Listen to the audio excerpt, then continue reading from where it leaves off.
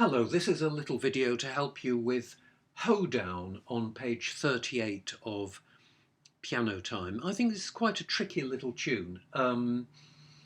Basically, the way to tackle it is first of all to thoroughly learn it hands separately, and then to do extra work just on certain bits of it. Because actually the first line isn't all that hard, mainly because the hands don't actually play at the same time. Anyway, I'm going to start by just playing through it.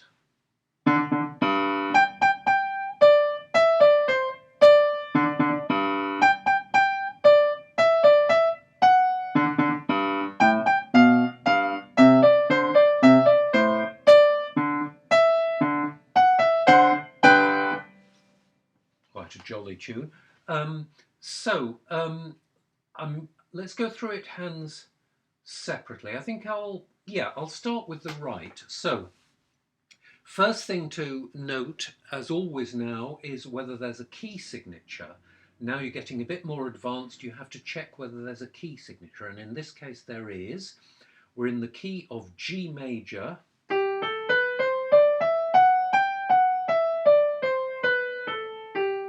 one sharp. So the key is G major, the sharp is F sharp. So if there is one sharp in the key signature, it means that any F is going to be sharp. Whether or not it's the F on that particular line or another F, any F you come across at all is going to be sharp, unless, as here, unless it's cancelled with a natural sign, which we will see in the second line. So the right hand basically starts in this position. So your first note is G above the top line, and you put your fifth finger on that. So your starting position is here, but the fourth finger is going to play the F sharp. The last note in the right hand in the first line, that minim there is F sharp because of the key signature. Now in the next bar, the first bar of the second line, you notice a natural sign in front of the F. So that is necessary because it's cancelling the F sharp in the key signature. You have to play F natural, the ordinary F. And just like a sharp or a flat sign in front of a particular note, a natural sign in front of a particular note lasts until the end of the bar. So in this bar we get two Gs, quavers, and then two crotchet Fs. There's a natural sign in front of the first one. There isn't in front of the second one, but that will still be F natural because it's in the same bar.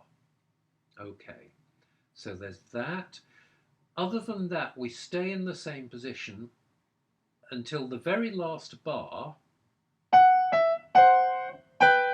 So notice you're back to F sharp then. So the fourth finger has to move back to the F sharp for that last bar.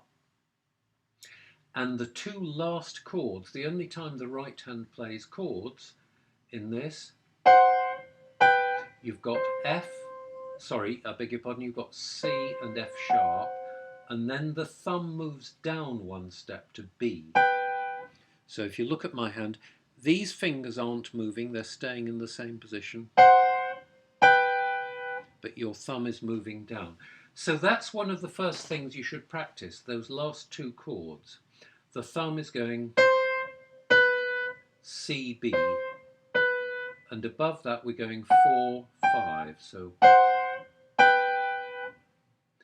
and to go from the beginning of the bar, you've got. So practice that. That's probably the trickiest thing that the right hand has to do by itself. Anyway, I will now just play through the whole of the right hand again. So 2, 3, 4, 1.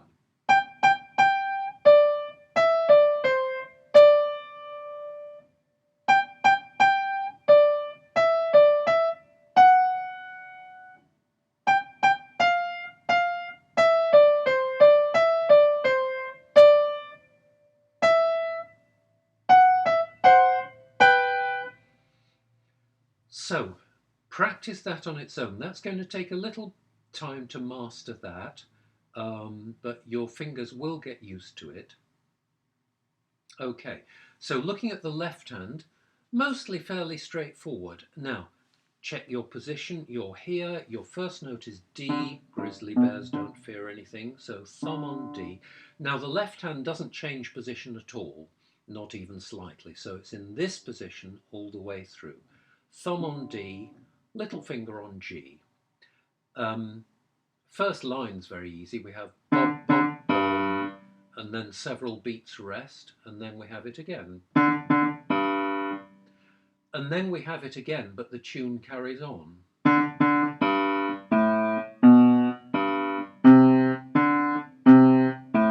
Rest, rest, rest.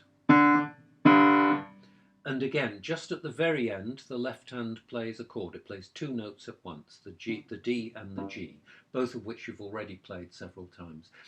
Now, again, I suppose the most complicated bit is the first two bars of the second line.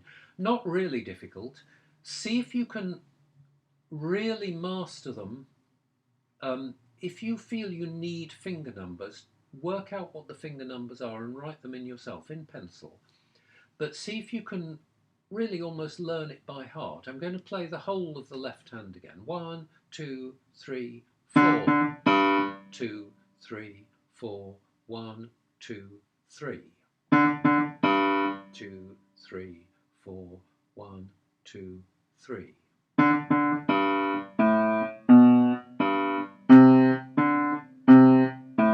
1, 3, 1. Okay, so as I say, first thing is to really master the hands separately. Once you've done that, you'll find you can play the first line because the hands really are separate all the way through that first line.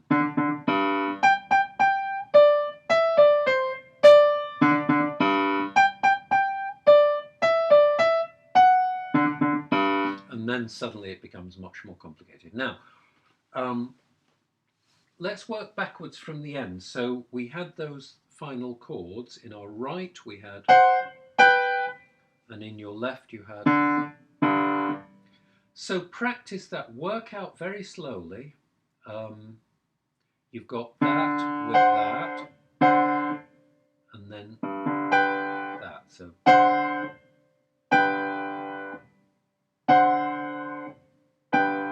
try playing one hand, then add the other one. Practice playing that.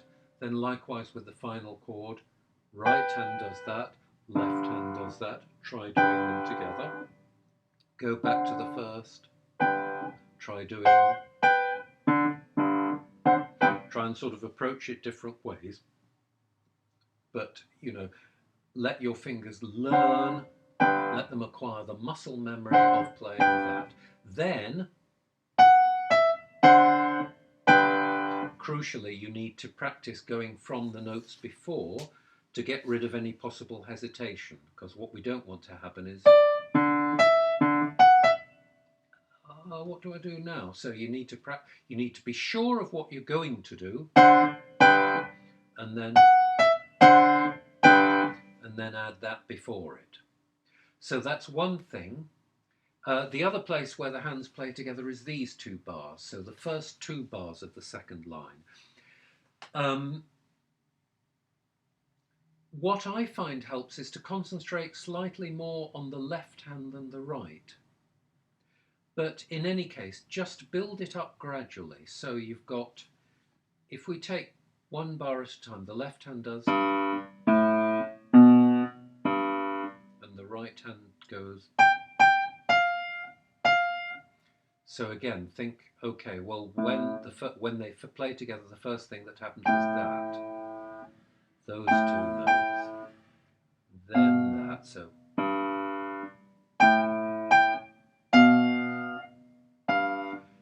So play really slowly, think really quickly. As you're playing one note, be thinking, what comes next? What comes next? Just do it, build it up bit by bit. Same here, you know.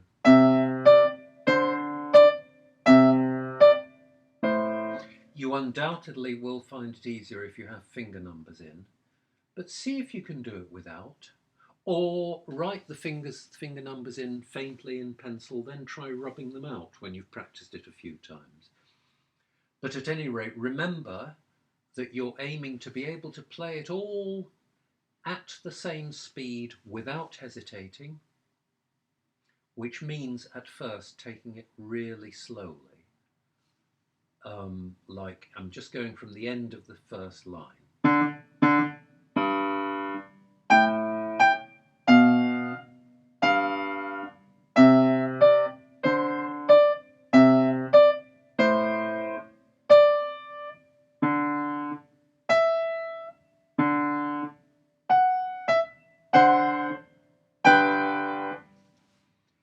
And really that's it. It just needs patience and focusing on what needs to be focused on. When you practice, don't always just practice from the beginning, because you'll probably master that quite quickly. And don't get into the habit of thinking, okay, I'm going to practice now, and you play it from the beginning, you get stuck around here, you stumble a bit and sort of get on to the end, and then you think, oh, well, that wasn't very good, I'll try it once more, and then you do the same thing again, starting from the beginning. That's not really helpful, is it? So when you practice, think, okay, I'm going to work, maybe just for each practice session, think I'm going to work on one particular tricky bit. I'm going to say work on this bar.